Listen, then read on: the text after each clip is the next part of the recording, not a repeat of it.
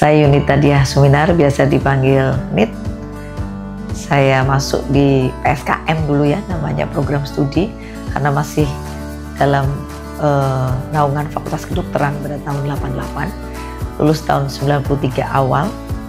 Saya termasuk yang tersesat karena ketika lulus di Kesehatan Masyarakat dan diangkat menjadi PNS itu, yang lain di Dinas Kesehatan, saya satu-satunya yang di rumah sakit. Tersesat selama 30 tahun, tetapi tersesat yang menyenangkan karena banyak hal yang bisa saya lakukan di sana. Dan kemudian menyusul teman-teman yang lain, kemudian masuk juga ke rumah sakit. Ya, kemudian saat ini saya di Dinas Kesehatan Provinsi Jawa Tengah. Halo teman-teman FKM. Teman-teman FKM, kenalin aku Izatul Alifah Sifai, SKM MPH. Dulu aku masuk di FKM itu tahun 2014. Terus kita lulus tahun 2018 ya. Halo, nama aku Rima. Aku juga sama kayak Mbak Ivo, dulu masuk 2014 dan lulusnya di 2018. Kita dari semester 1 satu kelas ya Mbak Ivo. Kalau aku sekarang kerja di PLTU Jepara. Kalau tahu mungkin PLTU Tanjung Jati B itu kompleks PLTU terbesar di Indonesia saat ini. Wah, keren banget. Kalau aku kebetulan sekarang itu lagi mengajar di salah satu universitas swasta di Kota Semarang. Perkenalkan, nama saya Muhammad Imam Ma'arif, biasa dipanggil Imam. Saya alumni FKM Undip, dulu masuk angkatan 2012. Kemudian saya lulus tahun 2016. Saya sekarang bekerja wira swasta dengan berwirausaha di usaha semi garment, namanya Ma'arif Konveksi.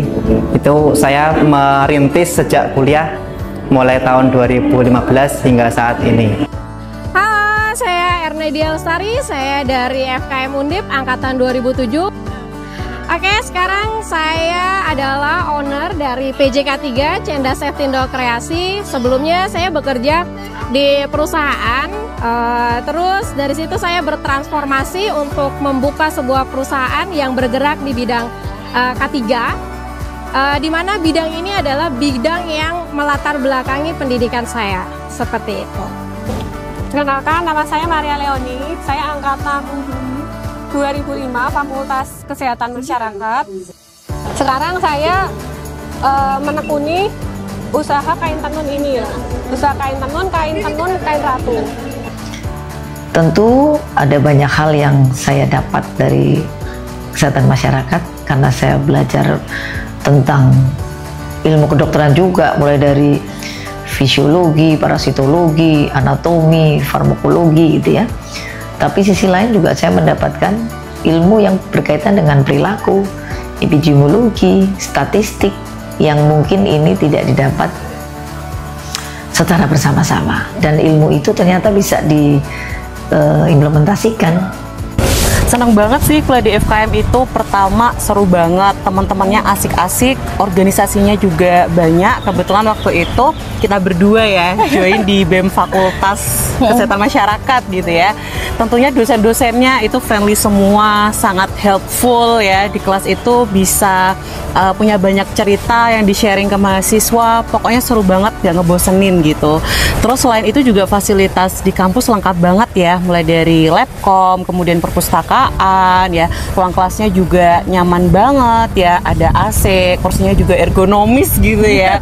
Pokoknya kuliah di FKM itu nyenengin banget seingat saya tuh. Ya, setuju saya sama yang disampaikan Mbak Ivo. Selain yang tadi disampaikan Mbak Ivo, juga mungkin sedikit info aja teman-teman. Di angkatan kita itu banyak sekali yang masuk ke berbagai bidang ya. Kayak saya kan di industri gitu ya, K3, Mbak Ivo jadi akademisi. Teman-teman kita yang lain ada yang jadi ASN, ada yang di sektor migas, pertambangan, lalu ada juga yang mungkin di Dinkes seperti itu. Jadi kuliah di FKM tuh intinya nggak akan rugi sih ya pastinya Mbak Ivo, karena bisa masuk ke berbagai bidang, dan teman-teman nanti bisa sambil kuliah di awal-awal bisa nanti nentuin tuh, mencari kira-kira mana nih yang pas, dan dosen-dosennya juga pasti membantu mengarahkan. Selain itu kalau magang juga biasanya banyak ya opsinya, dibantu dosen dan alumni. Jadi nggak rugi deh kuliah di FKM. Pesan kuliah di S1 Kesmas sangat menyenangkan, terus ilmunya sangat bermanfaat banget di usaha saya, karena di S1 Kesmas ada beberapa ilmu yang bisa diaplikasikan di dunia usaha. ada kesehatan dan keselamatan kerja, ada kesehatan lingkungan, ada promosi kesehatan, ada gizi. Itu semua bermanfaat banget di dunia usaha. Contohnya itu dengan sekarang saya mempunyai puluhan karyawan, saya memperhatikan K3-nya gimana, kemudian lingkungannya terhadap limbah-limbah yang dihasilkan bagaimana, kemudian memperhatikan gizi karyawan juga bagaimana biar karyawan selalu dalam keadaan fit, sehat. Kemudian dari promosi kesehatan, gimana mempromosikan kesehatan ke karyawan dalam kehidupan sehari-hari seperti apa. Kemudian ada dari sisi epidemiologi, mungkin entomologi, gimana di dunia usaha saya supaya tidak ada namanya hama-hama kayak misal tikus, kemudian hama-hama lainnya kayak gitu. Kuliah di FKM Undip itu menyenangkan sekali, terus juga dari dosen semua stafnya ramah-ramah, secara tempat perkuliahan juga nyaman banget, fasilitasnya juga lengkap. Jadi teman-teman, kalau belum daftar S1 FKM Undip, segera daftar. Pokoknya nggak rugi. Dan selain itu, untuk teman-teman yang sekarang lagi kuliah, tetap semangat ya. Oke, pokoknya S1 FKM Undip tempat yang bisa buat kita belajar banyak dan berkembang. Pokoknya harus daftar ya. Dan teman-teman mahasiswa pokoknya semangat terus dan jangan khawatir ketika lulus nanti banyak kok jejaring alumninya. Keren banget pokoknya. Bagi teman-teman yang masih bingung mau kuliah di mana, kuliah di FKM Undip S1 Kespas itu sangat bermanfaat ilmunya karena nanti bisa diaplikasikan di berbagai macam bidang. Kemudian di dunia kerja juga sangat dibutuhkan sekali. Kuliah di Fakultas Kesehatan Masyarakat salah satu jurusan yang mata kuliahnya juga beragam, dan kalau teman-teman kuliah di sini akan banyak dapat ilmu yang nggak hanya di mata kuliah tentang kesehatan aja. Maka harapan saya tentu untuk adik-adik yang sekarang di FKM, berbanggalah karena kampus kita luar biasa dengan dosen-dosen yang luar biasa juga. Kalau saya dulu ada Prof. Haryo, ada Prof. Budioro, kemudian Bu Isyana, kemudian juga Bu Harbandinah yang selalu mengingatkan bahwa